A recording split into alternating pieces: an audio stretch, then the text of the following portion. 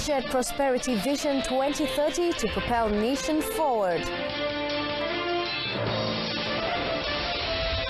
Government rolls new taxation system to ensure better efficiency.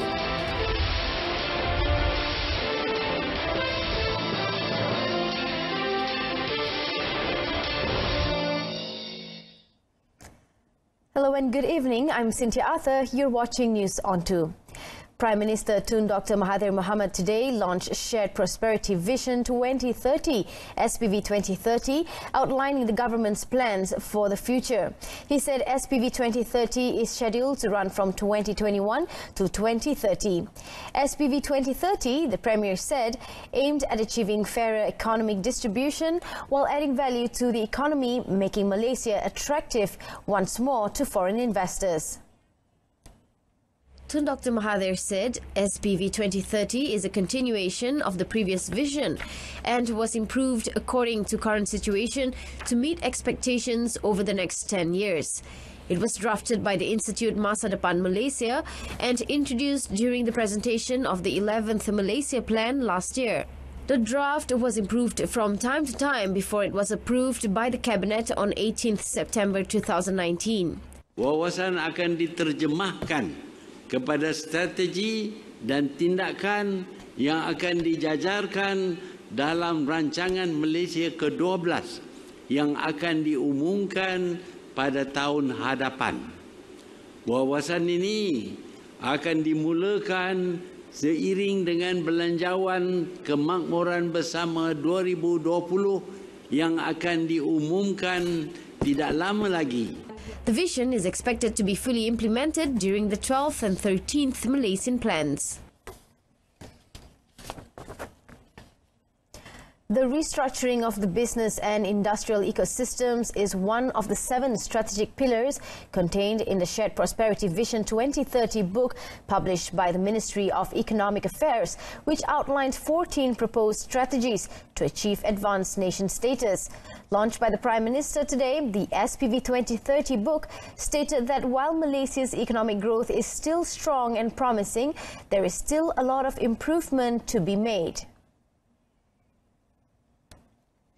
Selain memperkukuh kegiatan ekonomi sedia ada, penerokaan aktiviti pertumbuhan ekonomi baru ini diharapkan membolehkan Malaysia tidak hanya menjadi negara pengguna kepada ekonomi baru, namun menjadi pencipta, pengeluar, pembekal dan penyedia perkhidmatan kepada ekonomi masa hadapan yang lebih kompetitif. According to the Prime Minister, the book emphasized the importance of restructuring, given the large gap existing between small and medium enterprises, SMEs, and local and multinational companies. The gap that existed is related to the level of technology adoption and the ability to explore new industries and increasing productivity. Meanwhile, the other 6 strategic pillars are the key economic growth activities, KEGA, human capital transformation, labor market strengthening and increasing workers' compensation, social welfare, regional inclusion and social capital. Meanwhile, Tun Dr. Mahathir said the launch of SPV 2030 by Pakatan Harapan government will not sideline the rights of the Malaysia and Bumiputra. Instead, the Premier said shared prosperity meant that no one was left behind, and this included the Bumiputras who were lagging behind other communities. The Prime Minister said various initiatives will be implemented to increase Bumiputra's participation in government procurement, particularly in high-value and high-impact contracts. Tun Dr. Mahathir added that the main target groups in SPV 2030 are the B40 or lower income group, the hardcore poor, the economically poor, those in economic transition, Orang Asli, Sabah and Sarawak Bumiputras, the disabled, youths, women, children and senior citizens. He said that growth under SPV 2030 also emphasizes fair and equitable distribution of the economic cake according to the population demographics of the country. Dan mereka tidak tahu mengurus keuangan. Mereka anggap wang adalah satu alat untuk tukar dengan apa yang mereka nak. iaitu membeli. Tetapi wang sebagai modal kurang dipaham ataupun tidak dipaham sama sekali oleh golongan yang sekarang ini miskin. Justru itu kita akan ada satu usaha khusus untuk mengajar mereka sehingga mereka faham cara-cara menggunakan wang, cara-cara mengurus wang.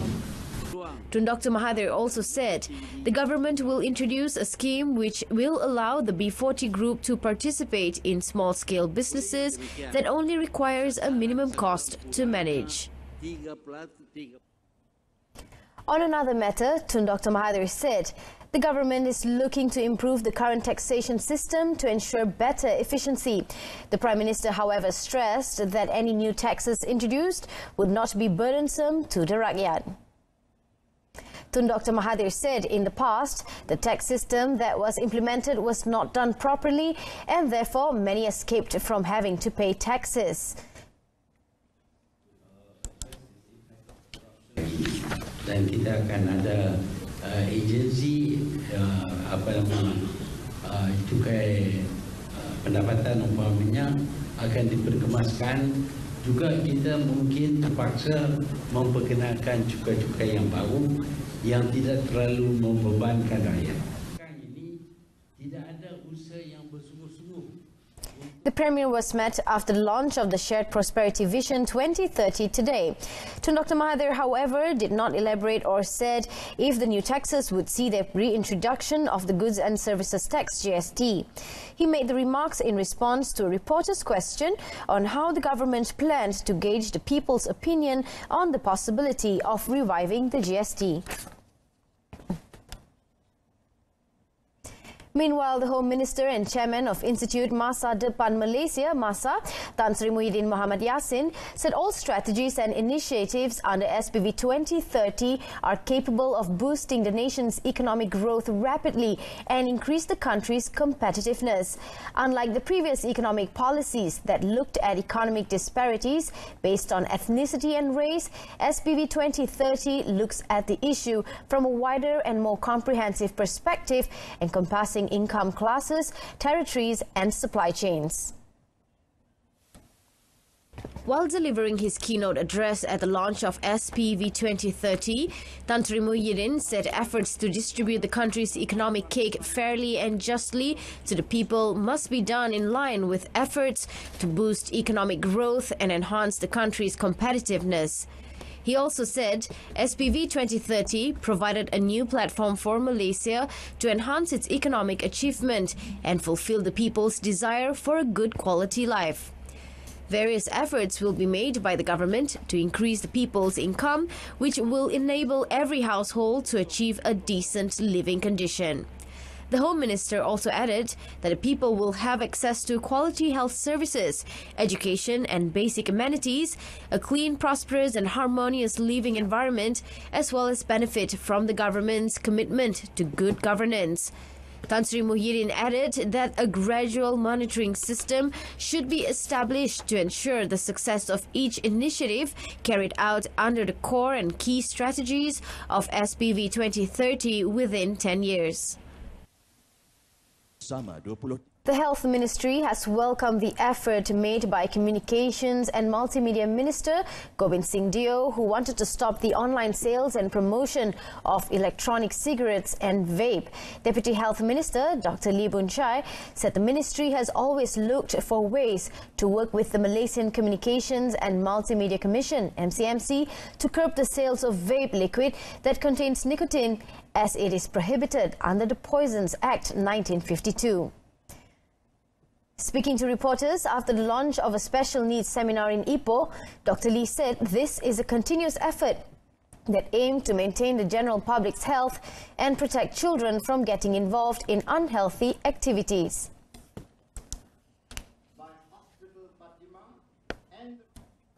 Kerjasama ini berterusan dan kita akan teruskan.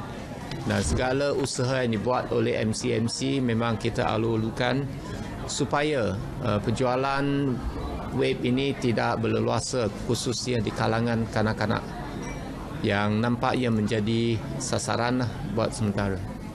and management of Hospital Fatima. Dr. Lee said only licensed pharmacists and registered medical practitioners are allowed to sell any product that contains nicotine for medical purposes. A shop assistant has been remanded for 7 days, beginning today, for allegedly assaulting and raping his fiancée. The incident, which took place on 13th of September in Payapulai, Temerloh, was said to have occurred when the suspect lured his 19-year-old fiancée into his rented room on the pretense that he forgot to take his mobile phone. Temerloh District Police Chief Assistant Commissioner Zundin Mahmud said the victim, who works at a supermarket, was invited by the 21-year-old suspect to go out the night the incident took place. While they were out, he said he had left his phone at home and wanted to take it. The victim, who was lured by the suspect to his room, was then pounced upon by the suspect. The suspect then allegedly assaulted her by kicking and hitting her several times before raping and sodomizing her. According to ACP Zundin, the suspect had also inserted objects including a deodorant bottle and a pimple-sucking machine that resembled a small piece of brunch into her private part. He said the victim was traumatized by the incident and the suspect had allegedly threatened her to not speak about what happened. The victim finally lodged a police report yesterday and her statement was recorded. Medical examination of the victim showed evidence of rape and sodomy. ACP Zundin said police arrested the suspect, who was from Johor, and he had been remanded for 7 days. The case is being investigated for rape, sodomy, and committing unnatural sex. Coming up, insurance companies welcome to contribute to SOCSO.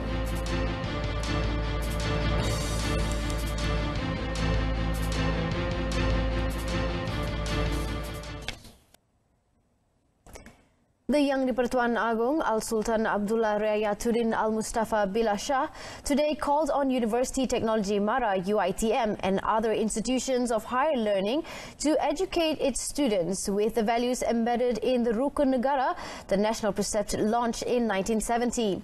Sultan Abdullah, who is also the UiTM Chancellor, said the country needed a younger generation of Malaysians from all walks of life who hold true to the trust and vision embodied in the 5 principles of the Rukun Negara. Rukun negara adalah merupakan cita-cita negara untuk mencapai perpaduan yang kukuh menerusi cara hidup yang demokratik. Rukun negara bukanlah sekadar hanya dibaca pada saban tahun kita menyambut Hari Kebangsaan Negara. Sebaliknya, semangat dan roh rukun negara hendaklah dijiwai dan diterapkan dalam setiap aspek kehidupan kami. The Agong was speaking at the opening of the 91st UiTM Convocation ceremony with the Raja Permaisuri Agong, Tunku Haja Aziza Amina Maimunah Iskandaria, in attendance along with UiTM Vice Chancellor Professor Emeritus Dr. Muhammad Azrai Kasim. Sultan Abdullah also explained that according to the 2nd principle of the Rukun Negara, the king was not just a symbol but the umbrella of the country's sovereignty, and as such, Malaysians were called to be loyal to king and country instead of enslaving themselves to agendas of conflict or enmity. A total of 24,914 students will receive degrees and diplomas at the convocation, which will last until Thursday and be held at UiTM's main campus and its 13 branches across the country. The Sultan of Perak, Sultan Nazrin Muizuddin Shah, launched the installations of 10 units of solar-powered Safeware water treatment systems at 7 Orang Asli villages in the Batang Padang district in Tapa today. Also present were the Permaisuri of Perak, Tuanku Zara Salim, and Raja Kecil Sulong, Raja Ahmad Nazim Azlan Shah, Raja Ashman Shah. The Perak Menteri Besar, Datuk Seri Ahmad Faizal Azumu, Sultan Azlan Shah Foundation SASF Trustee, General Retired Tan Sri Muhammad Zahiri Zainuddin, Islamic Medical Association of Malaysia Rescue and Relief Team, IMARET, Chief Coordinator Dr. Ahmad Munawar Helmi Salim, and Orang Asli Development Department Director General, Professor Dr. Julie Edo, also attended. Tan Sri Muhammad Zahiri said the Safeware Field Water Treatment System contributed by SASF, which became operational since 7 September, supplied treated water to more than 1,100 people in the villages. The units were installed in 5 weeks by Emirates with the co-cooperation of the Malaysian Armed Forces, involving a cost of 1.1 million ringgit, including a 10-year maintenance amount. The villages which received the system were Kampung Orang Asli Batu 14, Batu 15, Batu 16, Batu 17 Sekam Bawah, Batu 17 Landing Zone, Batu 19 and Batu 20.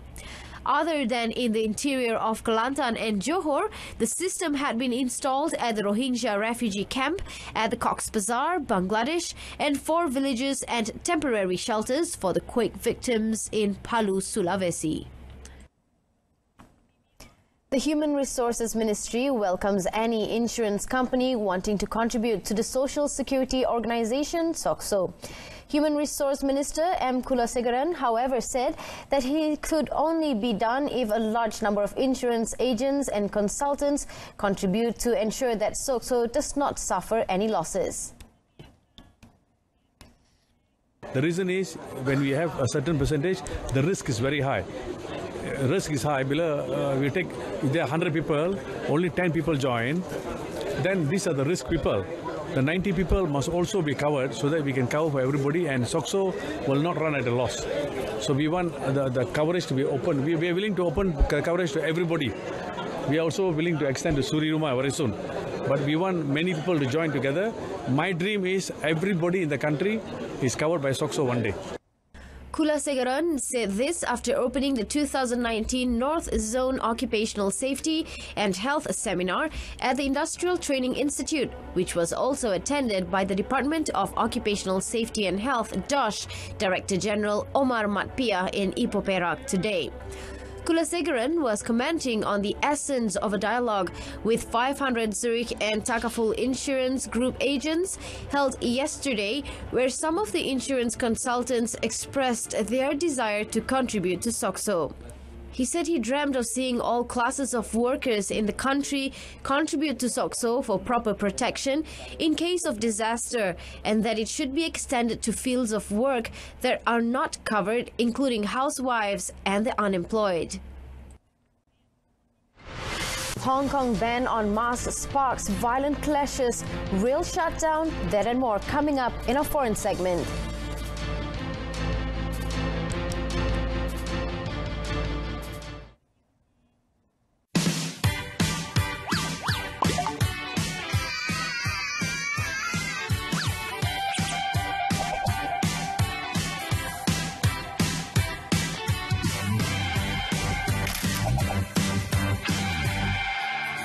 Inilah senario yang berlaku sekarang.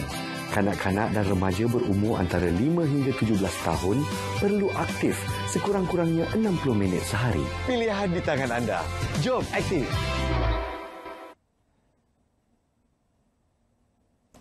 Five people died when a transport plane crashed while coming in to land in western Ukraine. The Antonov 12 with 8 people on board crash-landed 1.5 kilometers from the runway at Lviv airport. Emergency services said the 3 passengers were hospitalized in a serious condition after being trapped in the wreckage. It added the aircraft was operated by Kiev-based company Ukraine Air Alliance and flying in from Vigo in Spain. Deputy Infrastructure Minister Yuri Lavrenyuk told Ukraine's 112 TV channel that it was thought that the plane had run out of fuel or a pilot had made a mistake.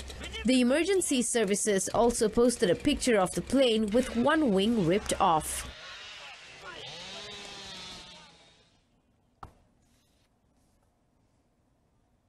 Hong Kong's entire mass transit rail system was suspended today after a night of violence sparked by a ban on pro-democracy protesters wearing face masks as the government imposed emergency powers not used in more than half a century.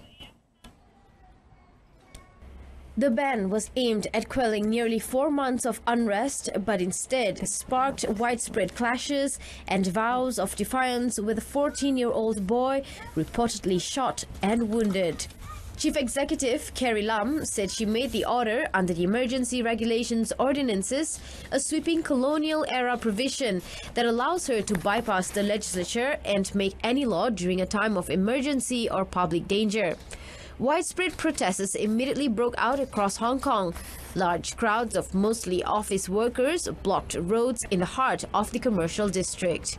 Some protesters tore down pro-China banners before clashes erupted throughout the evening.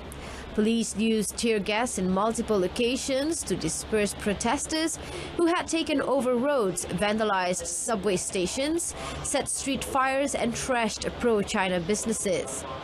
As the city awoke on Saturday, train services remained on lockdown, including the airport line, with the rail operator saying it would assess damage to stations before deciding when to reopen lines. Brazilian prosecutors have filed charges against Tourism Minister Marcelo Alvaro Antonio for alleged campaign finance fraud. The prosecutor's press office in Minas Gerais state said on Friday the minister, who is from the same PSL party as President Jair Bolsonaro, is accused of setting up fake congressional candidates in Minas Gerais with the aim of collecting more public campaign funding. O início de minha trajetória à frente do Ministério do Turismo. Gostaria de fazer, nesse processo eleitoral, passamos por grandes dificuldades.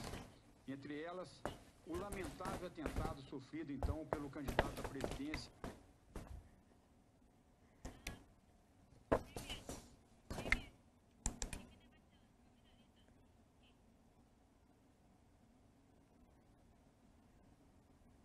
Police say Antonio abused a law requiring parties to have women make up at least 30% of their candidates.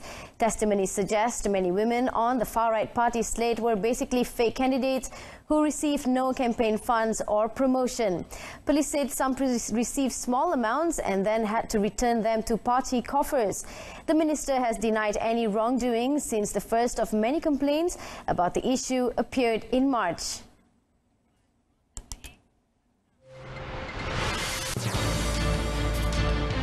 Coming up in sports, Dalila Muhammad breaks on world record to win world title.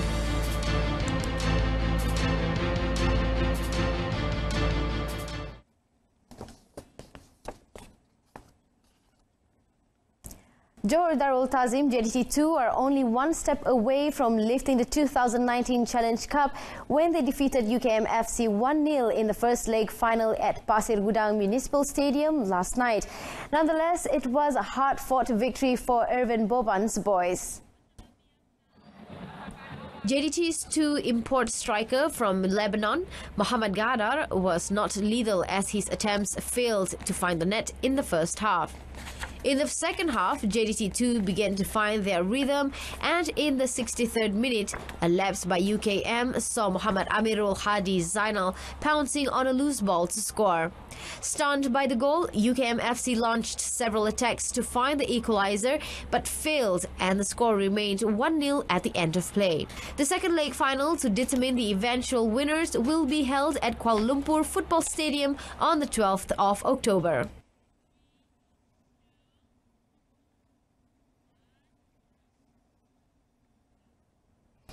That concludes this evening's News on 2. In our top story, Shared Prosperity Vision 2030 to propel nation forward. Join us again at 12:30 tomorrow afternoon. I'm Cynthia Arthur. Stay tuned to TV2 and have a pleasant evening.